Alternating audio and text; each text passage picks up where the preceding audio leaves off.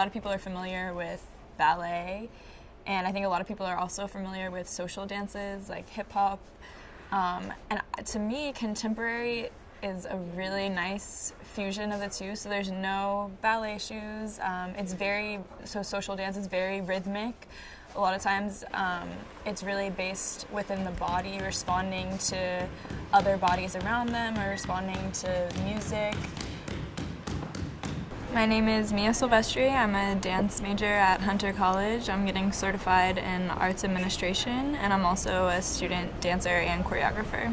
I have been dancing since I was younger, like really little. My mom just put me into little baby ballet classes, but I didn't take it seriously until I was 12, and I started training at like an arts middle school, which continued into a high school.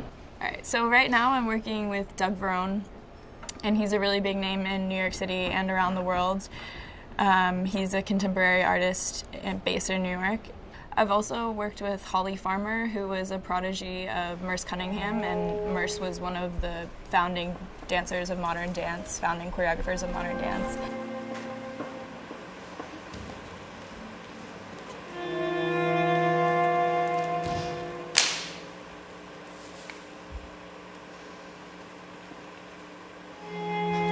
Growing up, I did ballet and jazz and hip hop. I did everything, but right now I think I'm really finding my voice in the postmodern contemporary movement that's happening.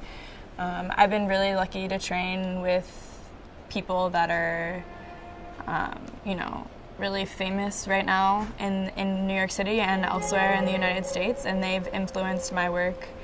And I'm excited to see kind of where dance is going, what's next on the forefront of that, and if I could push into that with my own voice and be a part of the next new contemporary, the new wave movement, then I would be excited to do that also.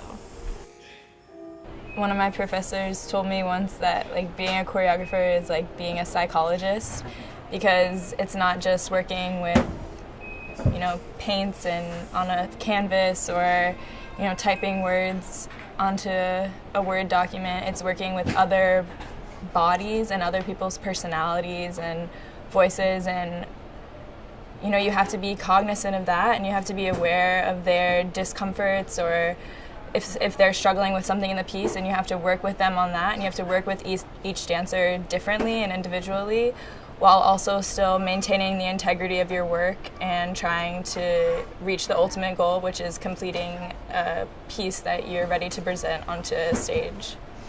Right now I'm 50-50, I still am training. I feel like you can't be a good choreographer if you aren't a good dancer. You still have to train as much as your dancers. You can't ask them to do things that you think would be unrealistic. So right now I'm training really hard because I am interested in dancing on a stage myself. But I'm also, I would say I'm choreographing half the time as well and directing dancers in that way.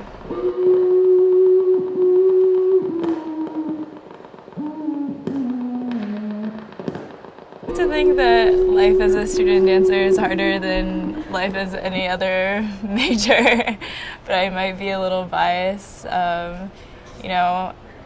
It's a lot of work that I think people have the notion that being a dancer is easy, or you go to college and you're a dancer and it must be fun just to dance all day, but it's physically straining, mentally exhausting, emotionally exhausting.